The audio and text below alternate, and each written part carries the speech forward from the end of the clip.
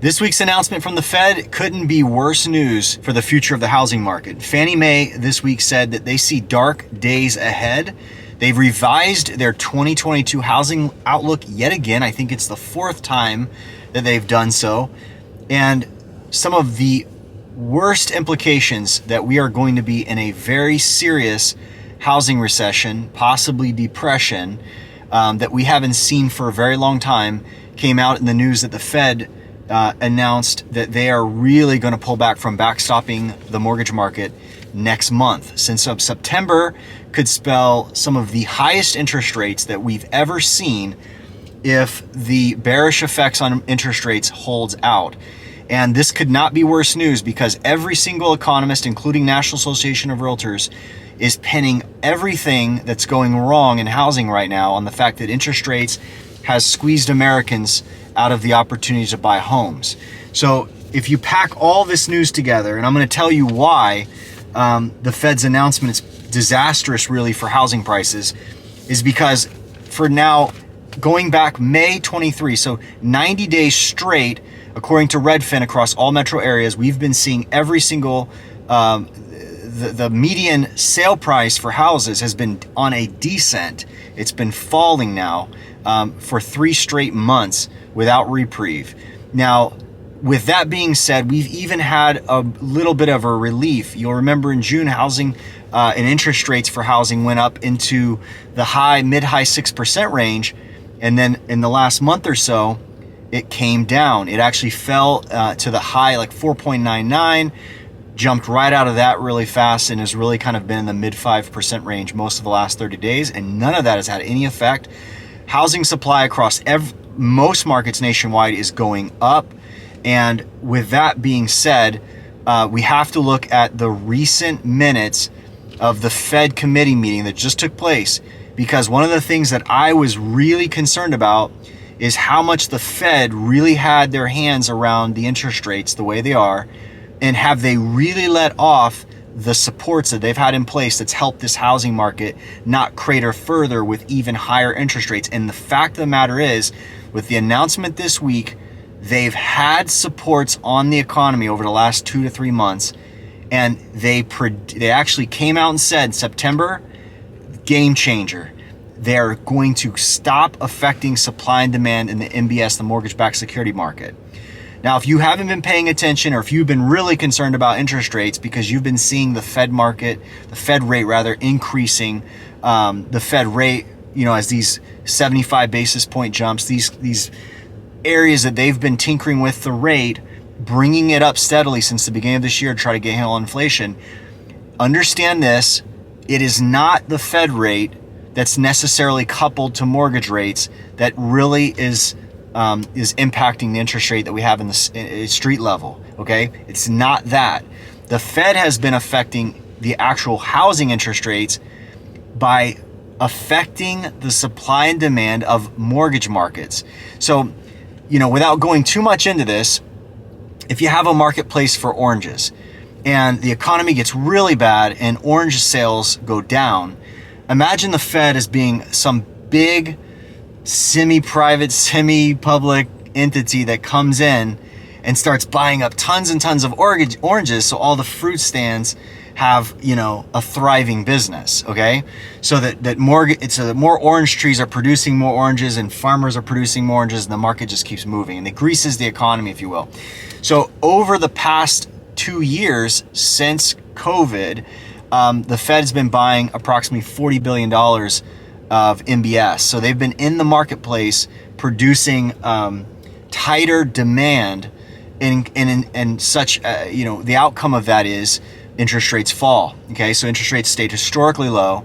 Well, with this inflation fighting, the Fed is actually saying they're going to come out of the MBS market, and that is a seismic issue because at the same time, there couldn't be worse news for housing, because right now, in between February and March of this year, according to Redfin data, the amount it cost to rent versus purchase and get a mortgage on the average price home, okay, it shot up between February and March for obvious reasons. So the person that would buy the average home pays around $2,450 according to the Redfin data, and the rent is around $2,000, so about $400 difference, around 20% cheaper to rent. Now, you can sit here and preach all the accolades of home ownership. When it's that much cheaper to rent versus own, you're going to have a problem selling houses, which is what we have now. There's zero demand. There's no demand. And as a result, we are having record-setting amount of homes being price reduced. We're having properties selling below appraised value, okay? That's happening a lot now. I'm hearing this anecdotally from other colleagues. I'm having it in my own issues, particularly with my own transactions where I'm representing the buyer. We go and secure a property, in this particular example, for $375,000. The appraisal comes in at $401,000.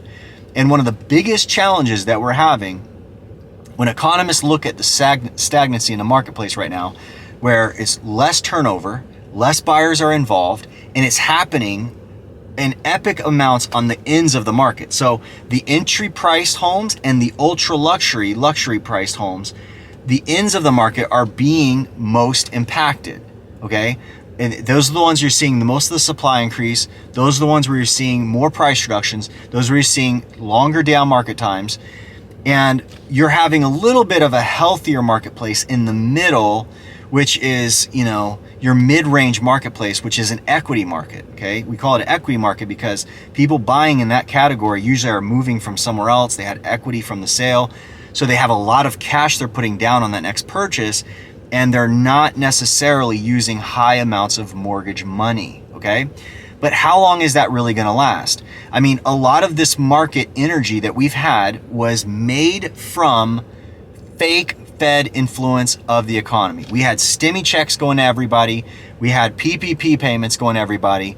And if you look back in history, you know, we took our and put our marketplace, particularly jobs, were restored at a record pace after the lockdown. So you had 10 million people get laid off when the government said, hey, Bill and Sally, you can't go to work today. You can't go anywhere. Well, a lot of employers laid off. 10 million people lost their jobs. 240 million people were still at the workforce. But then stimmy checks went everywhere. People's checking accounts went to record highs overnight. And then all of a sudden there was reemployment. And reemployment happened like 70% faster than it happened in the last crash. It took 6-7 years for employment to come back in 2008. It took 2 years for it to come back now. And everybody's all happy and everybody's excited. But at what cost? When all that stim money went out, all the PPP, nothing was really produced to create that capital. It was basically, quantitative easing. It was digital infused capital, currency. The currency count spikes in a short amount of time, and inflation ensues. Okay, so now because 10 million people were laid off, we've printed a lot of cash to restore their jobs. But now the cost of everything has gone up for the other 240 million people that never lost their job in the first place. So the cost of the cure is incredibly high because you have rents, energy, food, and the government's telling us it's a 10% inflation. You know, the CPI is 10%, 9 change. Like, come on, do we really think that we've had a 10% cost? And we're having news now. Listen to this. This is where the housing market has real trouble, and we're seeing the signs of the recession. Even though, you know, our people, leadership in, employment sector are saying things like, we created 500,000 new jobs. Well, we still have unemployment benefits skyrocketing. So you have a lot of people, you know, how is it we have availability of jobs, but now people are jumping on employment benefits? You have signs that all that stimmy check, all that PPP has now run out. I saw a recent report by Bloomberg that there's a massive return of employees to work. So in the first quarter of this year, like 5% of jobs that were filled were rehires of COVID people that just dropped off and were a part of the Great Resignation, the Great I'm disappearing and I'm going to trade Bitcoin in my grandma's basement. But an even more telling story of the trouble that we have, and it's not just in America, but it's global, was a story that came out today that the number of people that are delinquent and on the verge of shutoff for their utilities, for their power, is 20 million in the US. 1 in 6 people are in arrears on their power. I mean, power is the basic metric for trouble, right? How many people might push on their rent payment and work on their landlord and be a little late, but they don't have their power disconnected, right? So you have, the signs of people saying, I'm running out of my cash. I got to go back and get my old job back. I'm going to have my power cut off in massive amounts of people, right? We have it now costing way more to own than to rent. So now renting is becoming the main go-to. You would think that if housing purchase demand to purchase a home is so low right now, how is renting leveling off in price? So at the same time, if you go look at Zumper's year over year rent trajectory, they basically are tracking how much the year over year growth is, and basically there's a softening in the velocity of rent. Now it is going, so rent is still on a pattern that's on positive. It's positive. It's 6% or 7%, wherever it's at, but it's scaling down. The amount of energy that it has in a climb is coming down, and I'm hearing, just like I'm hearing, I told a story a moment ago about the appraisal reversals and how people are getting homes and they're way below appraised value because buyer and seller are fighting over price, and buyers are waiting out sellers now. But in rents, listen to this. I talked to a person yesterday. He's like, hey, I'm considering buying a house. I was like, well, let's talk about cost. Well, I'm potentially going to have a mortgage of $2,000 a month, and my rent is $1,500 a month. And I'm like, really? In Orlando? That sounds low. And he told me that his rent had been around $1,500, 14 and change for 3 years. They notified him at his renewal this year that it was going to go to $1,900. He said over this 3-month time, as they gave him 9 days notice, half the building cleared out because everybody was getting this notice. By the time it came time for his renewal, with the 90 days notice he was given, it was going to go from 14 and change to 1,900. They came back and said, hey, we'll settle at 1,550. We don't want you to move out.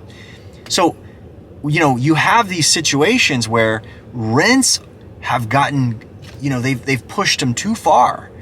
And even while no one, a huge number of people coming out of the rental market into a purchase, that market's gone, as evidenced by the fact that you have a major softness at the entry level on the purchase market.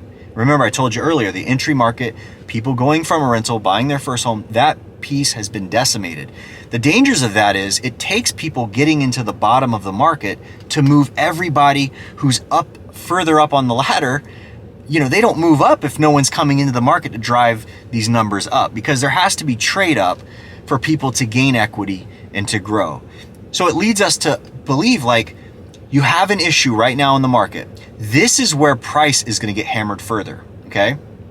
Because if you look at the tea leaves, the interest rate is going in a bearish direction. Like, if you look at it on face value, what the Fed's saying is going to happen in September, well, I'll see how fast it reacts. But I mean, depending on the impact of that, we could be at back at 7% interest rates. It's bad now at 5 and 5.5. So you have more headwinds. The buyers that are involved in the market right now, the few that are there are waiting the sellers out. And every marketplace has sellers that have to sell, okay? The ones that don't have to sell, yeah, they're not gonna be around long. But the ones that have to sell are gonna continually meet the buyer at some point. And that's where you're gonna have more of these situations that's creating this falling median trend across all US metros, tracked by Redfin, of a falling price. So, on the whole, buyers are waiting out sellers. And as that happens, the price is dropping. And at the same time, the Fed is claiming victory over inflation, right? can you trust the Fed?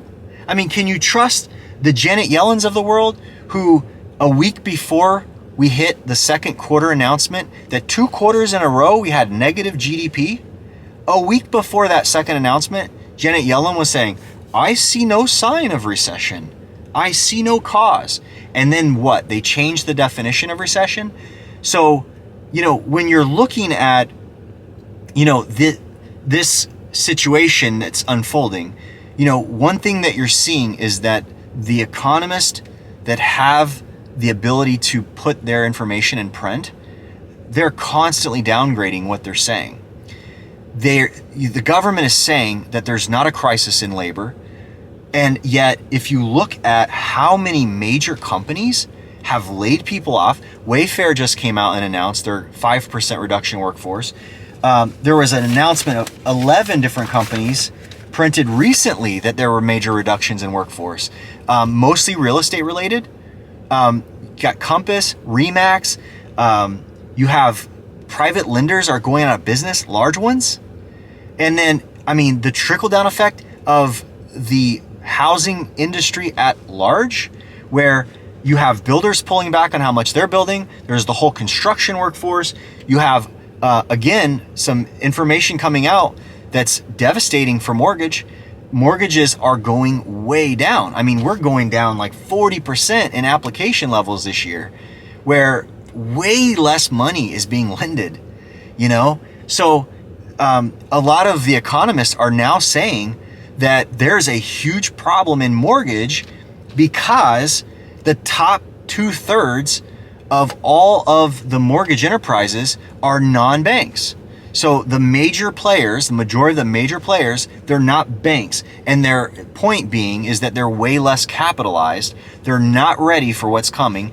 And with the amount of volume, so when volume starts to drop, these companies that don't have a lot of money, they basically are bundling loans together and they're getting financing, they're getting cash from the marketplace to do this. But if they don't have enough to bundle together, they go out of business. And some major companies are hitting headwinds. First Guarantee Mortgage is a huge one. Hundreds of employees that were laid off, they filed for bankruptcy and they're gone. And that they were producing a lot of business. So you have some serious cracks that are not just front and center with the public side of this, but you've got, so many, Amazon reported 100,000 less employees now over a quarter ago. 100,000 less employees. Okay, so you had Google, Facebook, ad nauseum. Many companies come out. These are major players. If you don't want to think that the major players are having problems, these guys are at the top of the food chain. These are the ones that everybody deals with and does business with. If they have problems, there's problems on down the line. And so, it stacks on top of the report I gave about the 20 million people that are behind in their power bills. Like, the real next disastrous issue for housing is delinquency. So if you start having delinquency, you have panic selling, we're not going to be far off from where we were in the pattern when we fell in 2008. And for sure, the dynamics are different, the circumstances are different, but the only thing not having us free fall even harder on price, because literally price is reversing. Okay, you don't want to be honest about that. Price is reversing. The pace of price reversal only is being protected at this point because there's just not a lot of inventory in the marketplace right now. So as you have for sale, which is crazy, like who would have thought you could have tight supply, while it is increasing, it's historically tight, and you have price loss? Man, if the economy tanks harder and it's not on a good path, the next quarter is going to show us a lot of things. The next 3 months, Biden economy, we're going to see exactly where things are. And I'm not cheering this on. I'm sad. I'm sad about the news. I'm sad. I'm in the industry. I own real estate, and I invest in it. And so, on those fronts, I am concerned about a lot of things. But, let me know in the comments below, What do you think the future of interest rates are in the next 60 days? Do you see it differently? Do you think that price is impacted? And again, it's market by market. Don't be mad at this update because you think, hey, you know what? It's not happening this way in my town. I understand that. We're doing a macro view of the marketplace. I don't have time to do every city, but I'll tell you one thing, a lot of cities resemble the national data, and the national data is not going in a good direction. Continue the conversation below. As always, thanks for watching. Subscribe to the channel if you've not been following this journey, and as always, give us a like if you appreciate the content. We'll talk to you real soon.